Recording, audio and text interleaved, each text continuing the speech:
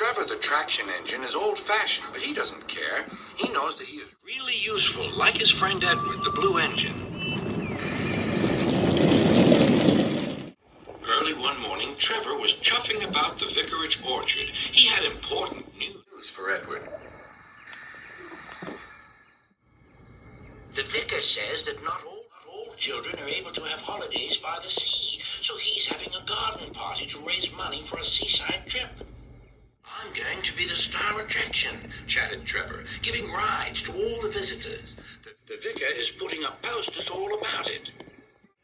I'd like to help too, sighed Edward, but without my rails, I wouldn't be much good at a garden party.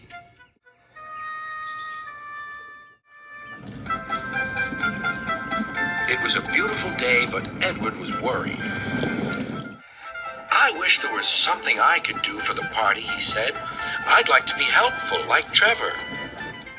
Edward's driver laughed. You're helpful in your own way, and that's on the railway.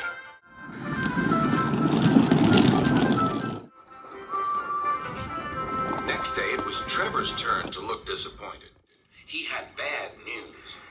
The vicar's been so busy that he forgot to put up the posters. Now no one will know about the party. But Edward had an idea. Don't worry, he said. Everything is going to be all right. Then he explained to his driver. The vicar can paste his posters on my cab and coaches, so wherever I go, they'll go too. Well done, Edward, said his driver. I'm sure Sir Topham Hatt will agree.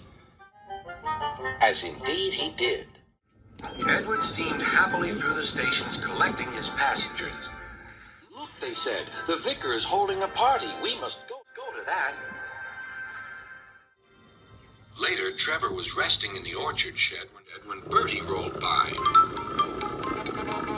Hello, Trevor. Why are you dozing there like an old stick in the mud? I'm not dozing. I'm resting, replied Trevor. Then he told Bertie about the vicar's party. I'll be there too, boasted Bertie. I'm not sure people will want to ride on an old traction engine after traveling in a smart red bus like me.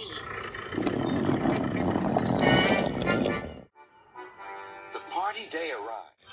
It had rained heavily during the night, and the orchard ground was soaked. Rain and mud won't spoil my day, said Trevor. No, indeed, agreed his driver. We'll stay on the road, then we won't get bogged down.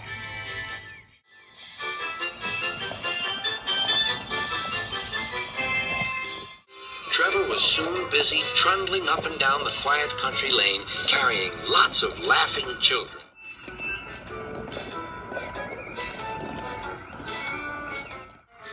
He was just turning a corner when he heard Bertie. Hello, old-timer. I'm taking everyone to the party. People have come from all over the island. Trevor gave Bertie a cheerful whistle and turned back toward the orchard. Then there was trouble. Help, I'm stuck, shouted Bertie. His wheels had sunk deep in the orchard mud. Terence the tractor arrived just in time. I'm the one who has to plow fields, laughed Terence. We'd better get you out of here. Using strong ropes, Terence and Trevor Bertie clear of the mud. This will teach Bertie a thing or two, Trevor chuffered to himself. At last, Bertie was on the road again. Thank you, Trevor. You're not a stick in the mud at all. No, smiled Trevor. but you were, just for a little while. That evening, the vicar arrived to see Edward and his driver. Thanks to your good idea about the posters, hundreds of people paid to come to the party. We've raised lots of money for the children. Edward was very pleased, and Trevor fell happily asleep, thinking of all the children who would now get to the seaside at last.